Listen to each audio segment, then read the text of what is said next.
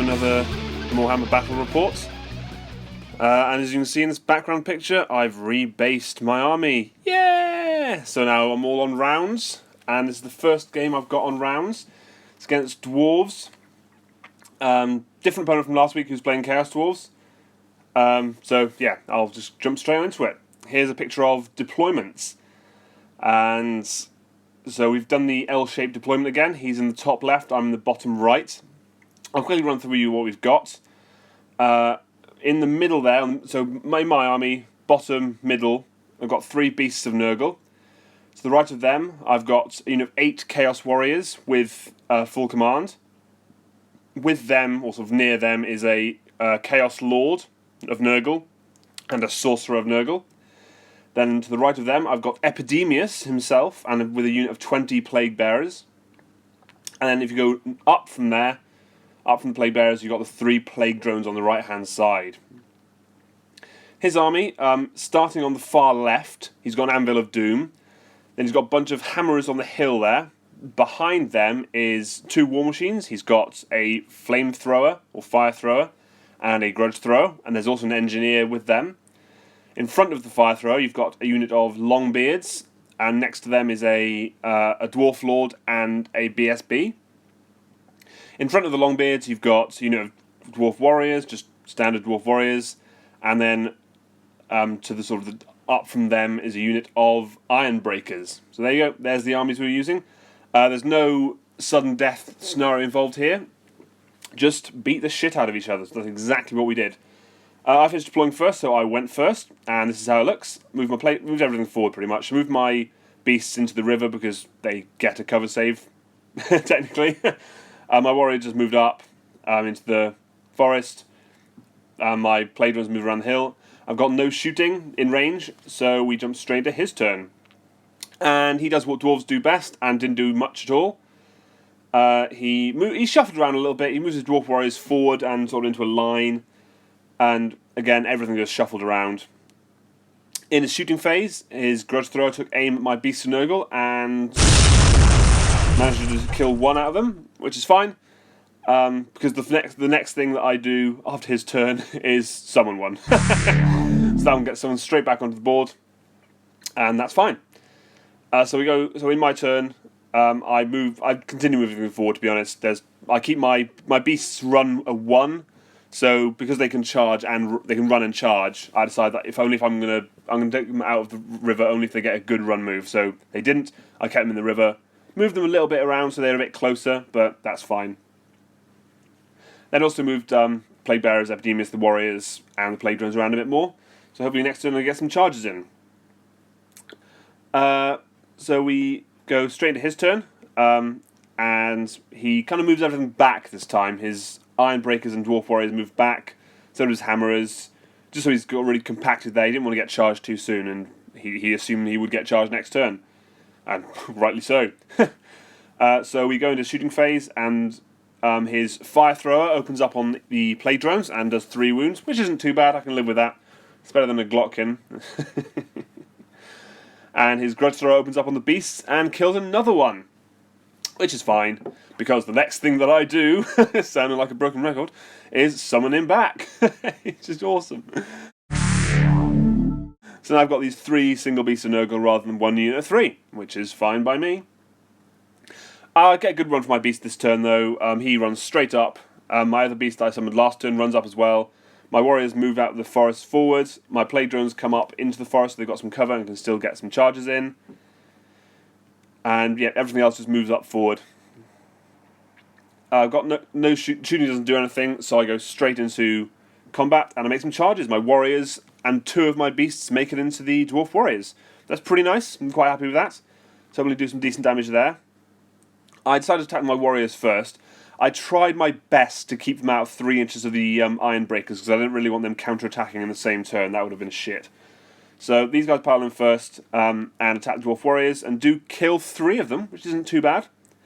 Then he goes in with his Dwarf Warriors and attacks and does 2 wounds to a Beast of Nurgle, but nothing else to any warriors.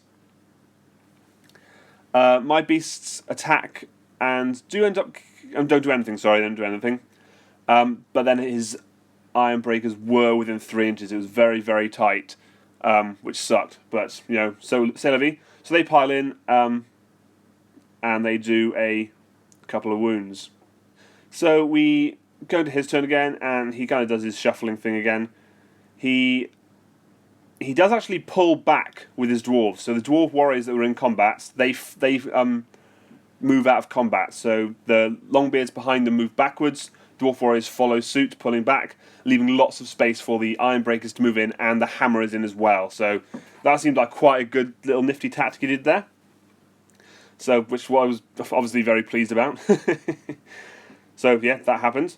In his shooting phase, either his fire throw or his grudge throw, I can't remember which one, opens up on my Beast of Nurgle and destroys him. Pretty sure it's the grudge throw here. Oh no, sorry, this might have... Yeah, I think it was the grudge throw, yeah. And then his fire throw, yeah, must have been the grudge throw before. Fire throw opens up with the plague drones and kills a whole one of them, so that's that. You know, that's not too bad. Again, it's not a Glockkin, so I can live with it. In his combat phase, he charges in with the hammerers here. He goes first with... I think he goes first with the hammerers, and he manages to put a wound on a Chaos Warrior, which is alright, and he kills the Beast of Nurgle, which is sad. So I get to go next with my Chaos Warriors, and I pile in mostly towards the hammerers, because they're easy to kill. His Longbeards have a command ability where they reroll armor saves. Not Longbeards, sorry, his Iron Breakers. They've got a good armor save. They're rerolling it for some reason, so they're doing pretty well. They've got the shield wall or something maybe. So I think the hammerers are easy to kill. So I crown around them. I only managed to kill 2, unfortunately. I didn't do very well. So his Iron Breakers then pile around, and they put 2 wounds on warriors. So they kill a whole warrior. And then we go to my turn. The first thing I do, I use because the hill there, if you can see there's a little dice on it, it's a 6. It's damned, or is it a 1? Either way, it's damned. The one where you take D3 mortal wounds and re-roll any failed wounds, which I thought was pretty nice. So I do my D3 wounds, I take 1 wound, I fail my... but Chaos Warriors have that 5-up ward against mortal wounds, so I take that, but I fail it, so I lose a warrior, that's fine. That's this guy here. And we go into my turn. So my plague drones pile around, my other Beast of Nurgle runs up to charge and get into combat. My Chaos Lord, my Plague Bearers, and Epidemius, and my Sorcerer all just start moving forward, going to get some combat going. So, without further ado, I would go straight into the combat phase, and I choose to go first with my Warriors, I believe. Then I'm not doing great. They kill a single hammerer, I think. They don't do particularly well. So he attacks back with his hammerers, and it does not go well at all. He does 6 wounds to the Warriors. Really, really nasty. Not good. And I didn't use the Inspiring Presence command ability this turn on them. I used another one that ended up being pretty much fucking useless. The Nurgle's Rot one from the Lord. I won't tell you what it does. It's just not very useful, apparently.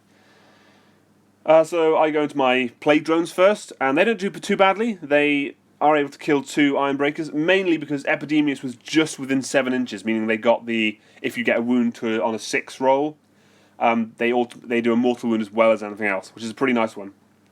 So I was happy with that. Then he goes into his Iron Breakers and is able to kill another 2 warriors, leaving only 1 warrior remaining. And that's the standard, just because I wanted the extra bravery, because I was about to take a really dicey bravery check, which is not exactly what I wanted. And as you can tell, I failed it. So he's had enough, he runs away. Although, this is probably quite a good picture to note. How good do these guys look on 32mm? Jesus. Really, really nice. I'm really happy with that. I'm really glad I've rebased on these guys. So then we go to his turn, and it's all looking pretty nasty. First thing he does a bunch of command abilities. He's got shield wall and stuff. He's got his banner, which plants, makes everything immune to battle shock. Then he loads up his fire thrower and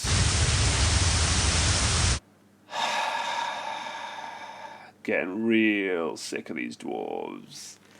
Yeah, kills my Chaos Lord, my general, with the fire thrower. No problem, just D6, D6. Great. that's dead. That's really, really good. So we go into combat then. His hammers hit first. They hit my beast pretty hard. Do 3 wounds to him. And then manage to do the other ones, so he dies. Which is fine. Then come up here, I go with my plague drones next. And they do, again, they didn't do too badly. They do manage to kill 2 of these guys, which, again, is alright. Then his Dwarf Lord charges in. He kind of forgot, but that's fine. I'm not too fussed if he forgets or something like that. I let him do that. He piles in. But kind of flubs. He doesn't really do anything, I don't think. And his Ironbreakers pile in, and they end up killing an entire plague drone and putting an extra wound on another, which was kind of shitty. I was hoping they wouldn't do that well. Turns out they're pretty good. Pretty nasty little buggers. So we go to my turn. I don't roll a 1 for my battle shock on my plague drone, which would have been really nice. By the way, I am trying to cast these turns. I keep rolling really shit on my casting rolls. So that's that. So Epidemius and the Plague Bearers run up, so hopefully we'll get some charges in this turn. Nothing happens in my shooting phase, so we go straight into combat. Epidemius and the Sorcerer charge into the Ironbreakers. I was just thinking if I can just do a couple of wounds to them and start getting them down, maybe they'll suffer. Well, they won't suffer battle shock, but just need to start killing them. And the Plague Bearers into the Hammerers. They're outnumbering them pretty nicely. I was quite confident about this. As long as I don't completely fluff my rolls, I should be fine. And in case you're wondering, the blue dots on Epidemius are indicating his tally. So I've only killed, 14 dwarves so far. So I'm not doing too well. But anyway, yeah, we pile in. I think I go first with my Plague Drone because I was worried about him dying. But he doesn't end up doing anything. He hits back with his hammers first, kill 4 Plague Bearers, which is not too bad. Then I hit with Epidemius, but he doesn't do anything. Then he hits with his Longbeards, his Dwarf Lord, and is able to do 3 wounds onto the Plague Drone. Then I attack with my Plague Bearers, but I don't think I do a single thing. I maybe kill 1 or 2 Hammerers. I don't do very well at all. So that's the end of the combat phase. So we go to his turn.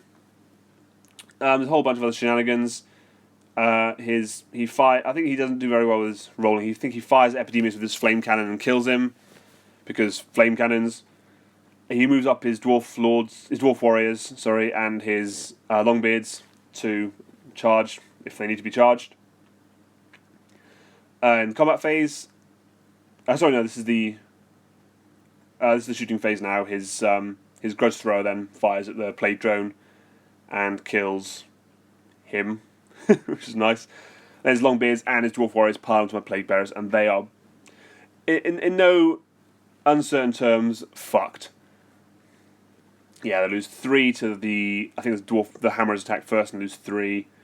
I end up killing one dwarf back, which is fun. He attacks here. He does a couple of wounds, but not enough to kill me.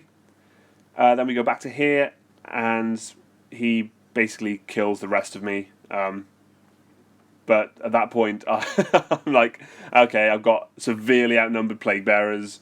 I've got a Sorcerer who's doomed at best. I call it here. That's the end of the game.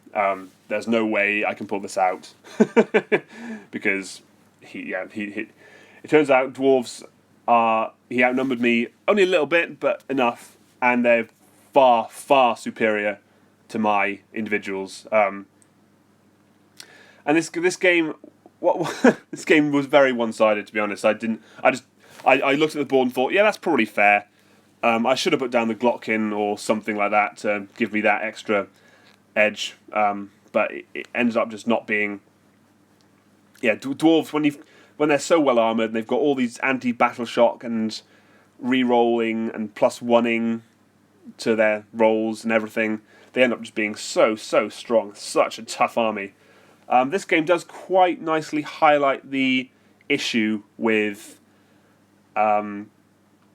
the balance, not the balance, but the fairness of these games. So it's really hard to just. I know the previous games of 8th edition, for example, and 40k aren't necessarily balanced or fair from the start, but there's that element of right, I can take this army away now. What do I need to change to make it do better?